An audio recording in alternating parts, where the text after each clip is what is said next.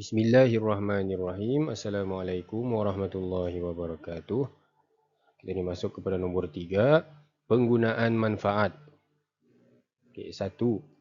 Harus bagi orang yang meminjam itu menggunakan manfaat setakat diberi izin kepadanya atau kurang daripadanya, dengan syarat ia tidak ditegah berbuat sedemikian oleh orang yang meminjamkan, dan ia adalah ditegah daripada menggunakannya selain daripada yang diizinkan. Sebagai contoh, minjam kereta.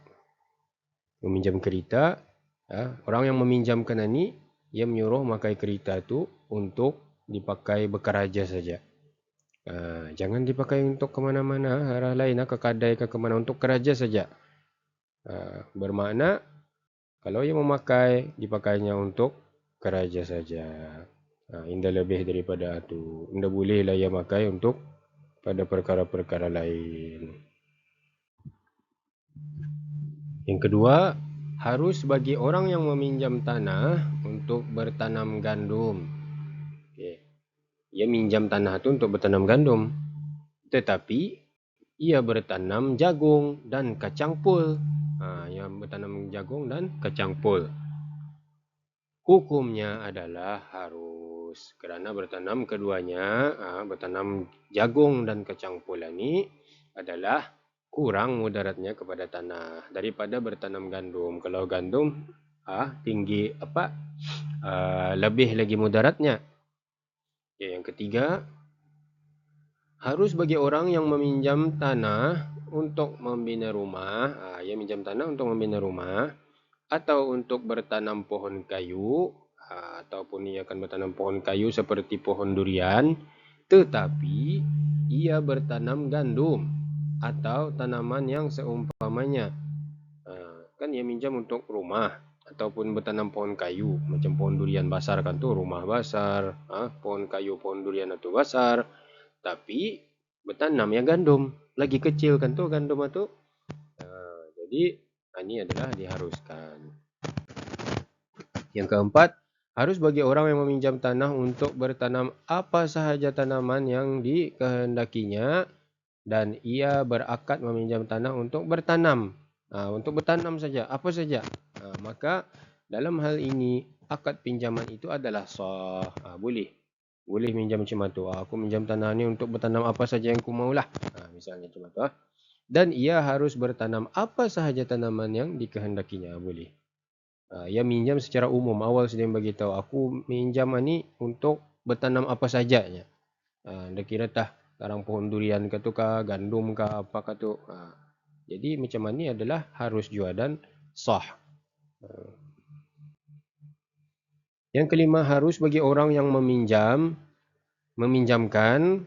harus bagi orang yang meminjamkan dan sah ucapannya jika ia berkata, aku pinjamkan kepadamu tanah ini untuk engkau gunakan manfaatnya menurut apa yang baik pada kehendakmu. Artinya, aku pinjamkan tanah ini untuk apa saja kau gunakan yang baik-baik. Yang baik, ikut kehendakmu. Yang penting yang baik-baik.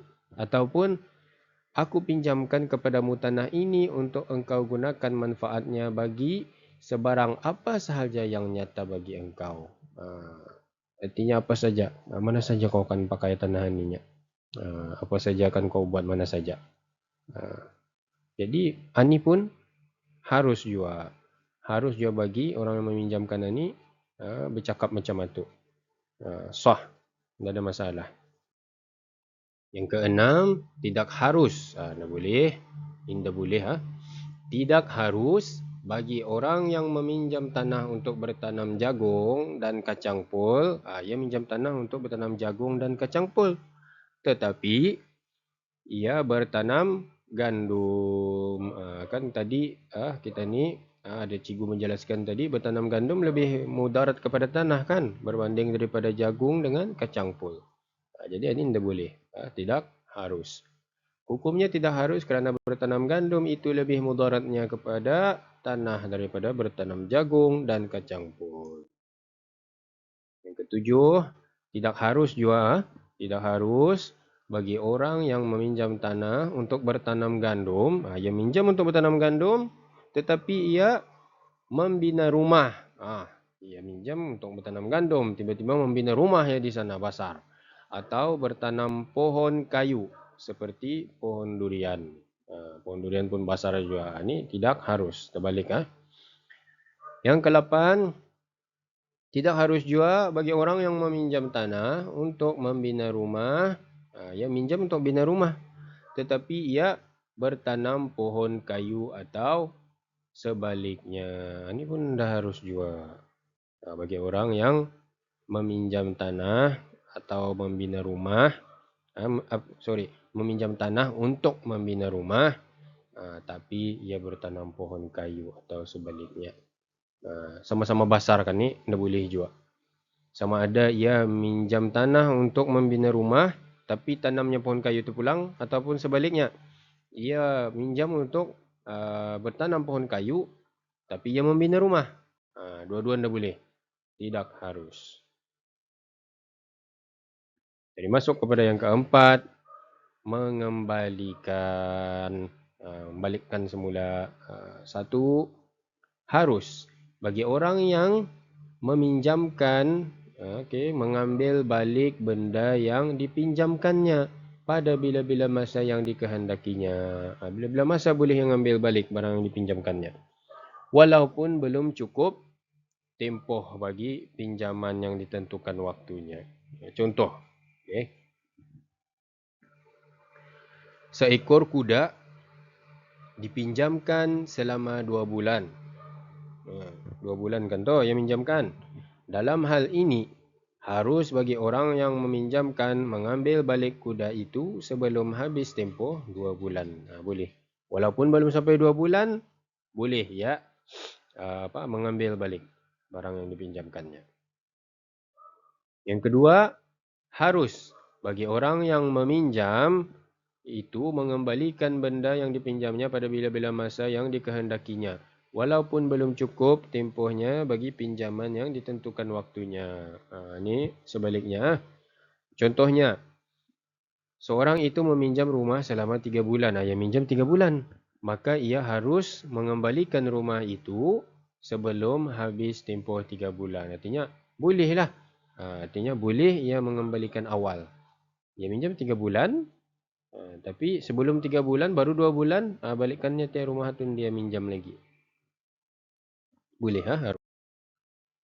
Yang ketiga, harus hukumnya memasuki tanah yang dipinjamkan dalam masa pertelingkahan yang belum selesai. Diorang masih lagi bertelingkah. Pertelingkahannya pun belum selesai. Jadi, harus hukumnya memasuki tanah yang dipinjamkan dalam masa pertelingkahan yang belum selesai. Yang pertama, bagi orang yang meminjamkan untuk mengambil manfaat daripadanya. Bagi orang yang meminjam kerana membaiki bangunan dan menyiram pohon kayu atau mengambil buahnya dan yang seumpamanya. Ini boleh dengan tujuan ini.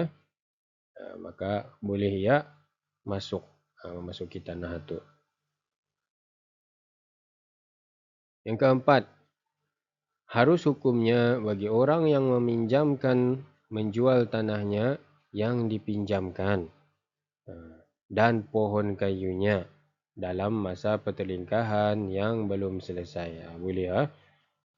Harus hukumnya bagi orang yang meminjamkan menjual tanahnya yang dipinjamkan itu dan pohon kayunya dalam masa pertelingkahan yang belum selesai. Yang kelima, tidak harus. Tidak harus bagi orang yang meminjamkan tanah untuk mengebumikan mayat, mengambil balik. Ia minjamkan untuk mengebumikan mayat tu, minjamkan tanahnya tu. Jadi tidak harus untuk ia mengambil balik tanah itu pada bila-bila masa. Tidak harus, tidak boleh. Tidak dapat ia mengambil bila-bila masa yang dikehendakinya. Kecuali mayat itu sudah binasa dan hilang segala bekas serta menjadi tanah.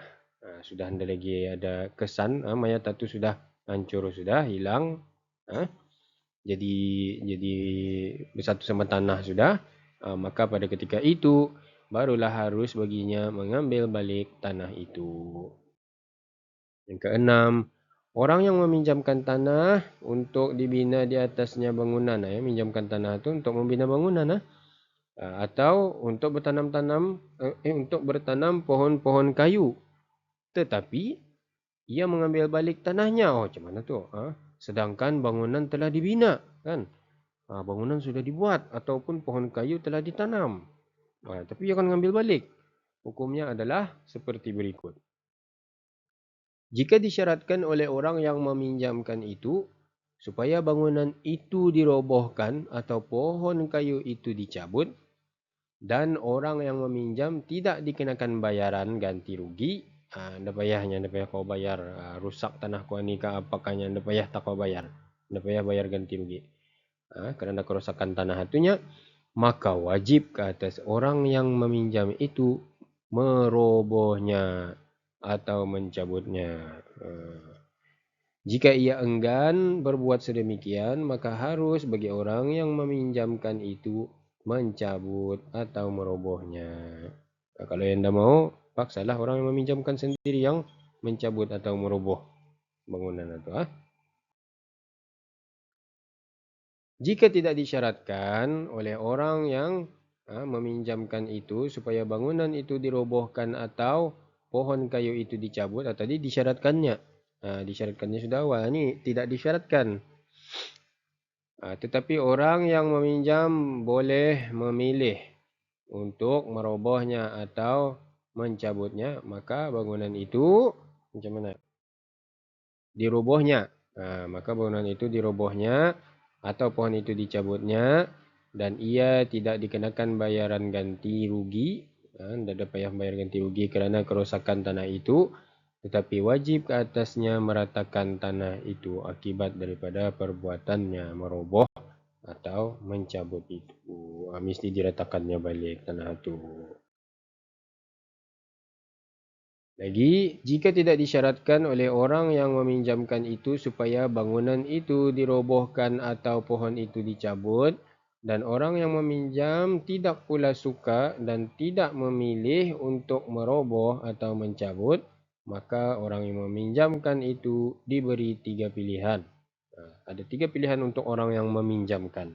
Pasal orang yang meminjam ini tidak mau, dia mau akan meroboh atau mencabut. Dia suka. Alif, pilihan yang pertama bagi orang yang meminjamkan. Bangunan itu dirobohkan atau pohon itu dimiliki dengan cara ia membayar harganya.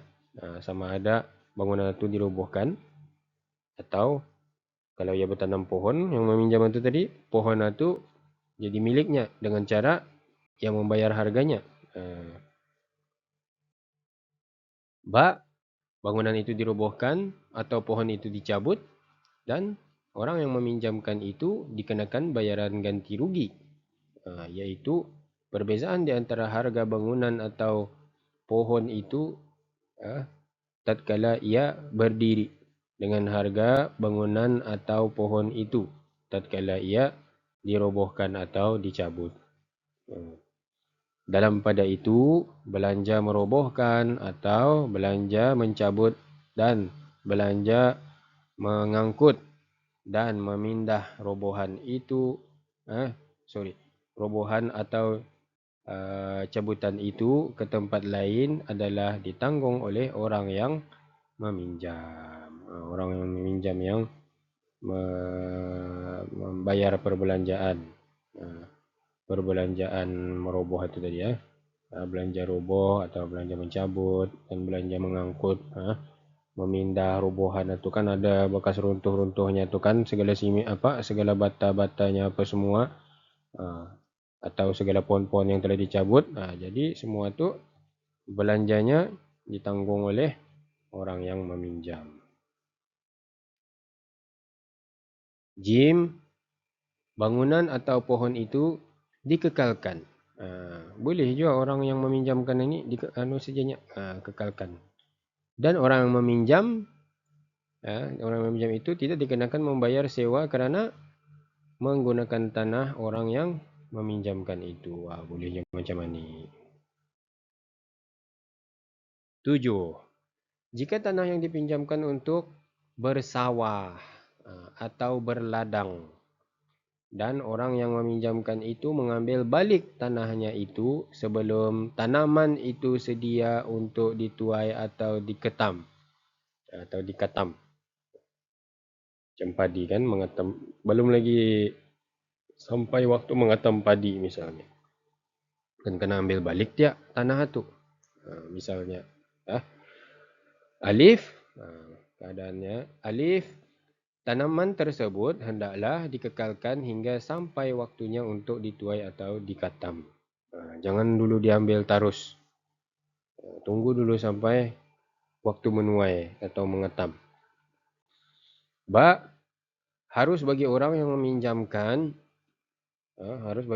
meminjamkan itu menerima sewa tanahnya daripada tarikh ia mengambil balik tanahnya tu sampai waktu tanaman tersebut dituai atau dikatam. Boleh. Bermakna makin panjang kan tu, tempohnya makin panjang menunggu sampai ia boleh dikatam atau dituai. Jadi boleh ia mengambil sewa tanahnya tu dari tarikh ia akan mengambil balik tu. Lepas itu ia menunggu sampai dituai atau dikatam, sampai waktu menuai atau mengatam, boleh diambilnya sewa dalam tempoh itu. Yang ke-8, jika angin kuat atau air mengalir membawa benih ke suatu tanah kepunyaan orang dan benih itu tumbuh tuju arah lain benihnya ni, maka dalam hal ini benih tersebut adalah milik orang yang mempunyai benih dan ia hendaklah dipaksa mencabut tanaman itu kerana ia tumbuh di tempat yang tidak dibenarkan untuk bertanam. Okey, mesti dia mencabut yang punya benih ni. Seterusnya, jika tanah yang dipinjamkan untuk bersawah atau berladang dan orang yang meminjamkan itu menentukan suatu tempoh untuk bertanam, kemudian orang yang meminjamkan itu mengambil balik tanahnya itu apabila cukup tempohnya, tetapi tanaman itu belum sedia untuk dituai atau diketam.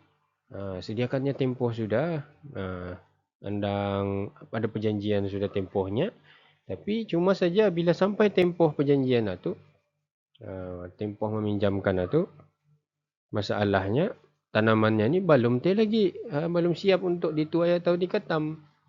Maka dalam hal ini harus bagi orang yang meminjamkan tanah itu mencabut tanaman itu dengan tidak membayar sebarang ganti rugi.